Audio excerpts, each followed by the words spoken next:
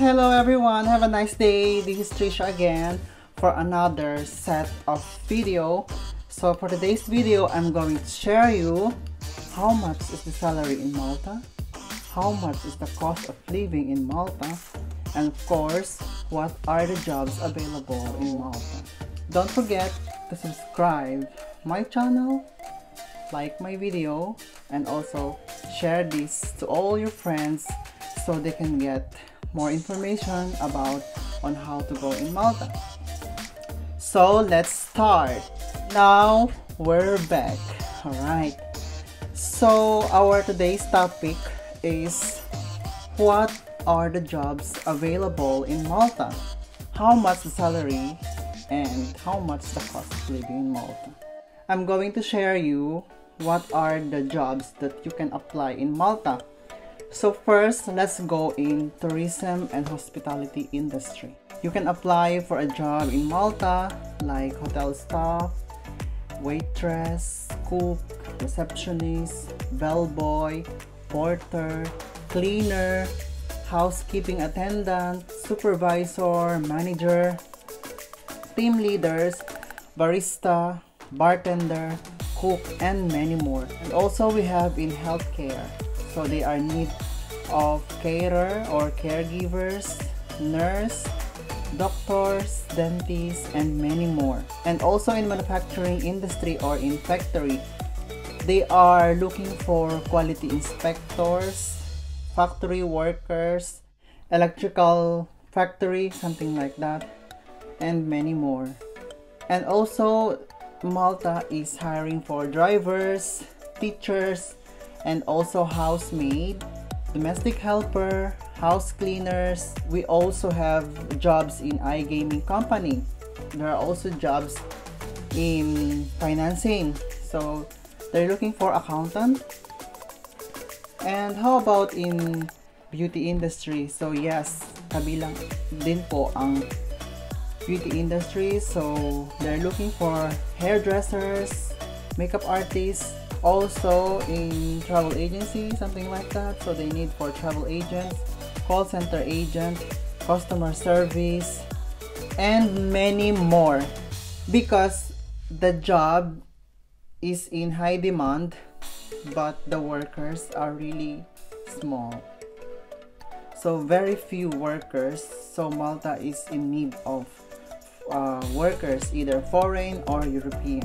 So if you want to apply in Malta, so that's are the job that you can really apply. There are so many job openings in Malta that can be filled both by non-EU and EU applicants.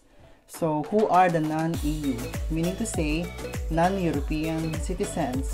So simply called sometimes third country.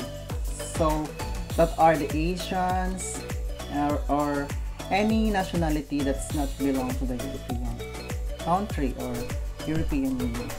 And of course, EU applicants, that is people or citizen that belongs to the Europe or in Schengen area. But I would like to tell you that in Malta, priority is the European citizen, because they don't need work permit or anything. And if the employer cannot find the European citizen or European applicant, then that's the time that they will going to hire a non-European citizen. But to all non-EU citizens, don't worry, because Malta has a lot of jobs to offer, and the demand of workers are very high, but the applicants or workers are very limited. So you can apply jobs through online application or through legal and accredited recruitment agencies, or through direct hiring by an employer. So now, let's talk about working hours and salary in Malta. First, I'm going to tell you that most of the non-European citizens are working through a contractor or agency, because only European citizens can work directly to the employer, because European citizen doesn't need the work permit, and of course less hassle compared to non-European citizen. That's why only non-European citizens easily get a job to contractors, because they are designed to help non-EU people. What are the contractors, guys? So they are like agency, something like that, that they provide employment to non-EU, and of course they have less salary offer. Most of the non-EU are applying through contractors. Let's go to salary and working hours. Okay, so the basic hours is 8 hours per day, and normally the salary is 4.32 euro per hour. So that's the normal, even less than, sometimes 4.29 euro. And the salary for the applicants who work directly from the employer, they get something like 9 euro per hour, something like that, or 10. Salary in Malta is per hour, not per day or per month. So not like a fixed salary per month. So basically you work full-time, so it's like 40 hours per week, and you will get 2 days day off in a week. In Malta, there is called basic monthly hours. It's like 173.33 hours. Okay, guys, so if you work 40 hours a week, then you will get only 160 hours per week. So how about this 173.33 hours basic? Okay, so if you work 40 hours a week, then you are full-time worker, then you will get paid 173.33 hours automatic. Your employer will pay you full basic salary. So for example, your salary is 4.30, let's say 4.30, your monthly salary will be 745.31 euro. So that's what you can get every month. If you work 40 hours a week full-time, then you take your off, 2 days off, then that's what you really expect. So that is your gross salary, meaning to say that is your overall total. You need to deduct also your national insurance or your social security contribution. That costs around 70 to 80 euro per month, something like that. And also your tax, so your income tax, okay? But you will pay taxes in Malta after 6 months that you are employed. Let's talk about taxes. How much is the tax in Malta? If your salary is only basic, then you have no tax. But if your salary reaches 1,000 euro plus per month, then you need to pay, I think, 36%, something like that, for the tax. I'm not sure, because I really got confused about this, but that's only what I know. Let's go to cost living in Malta. Okay, so how much is the rent of apartment in Malta? Usually, guys, the cheapest rent in Malta is 800 euros. So that's 800 euros, the cheapest. Sometimes it consists of 2 rooms with 2 twin beds inside, or sometimes 3 rooms with 2 beds inside. So that will gonna occupy 6 persons in one apartment. So it's not allowed to exceed. Because if you work in Malta, guys, you need the let agreement. So that's we called let agreement. That's your contract of your house, because you need that to apply your ID card and for everything. So if you get apartment, then the owner of the house should give you this let agreement. So let's say, for example, you are 6 persons, because you cannot afford the 800 rent in Malta, and your salary is only 700. Of course, guys, you cannot afford this one. So what should you do now? That's why most of the foreign workers are sharing apartments. You also need to pay separately your bills, your water, electricity, Wi-Fi, and everything. So how about your food? So the food allowance in Malta is 150 to 200 euros. So you need to provide it by yourself. Because in Malta, guys, it's not for free. Everything is not for free. So you need to provide everything by yourself. I worked before in Dubai that I got a fixed salary every month, plus I have free accommodation, free food 2 times a day, something like that. But the salary is fixed. For example, you will get 2,000 dirhams, so that's only your salary.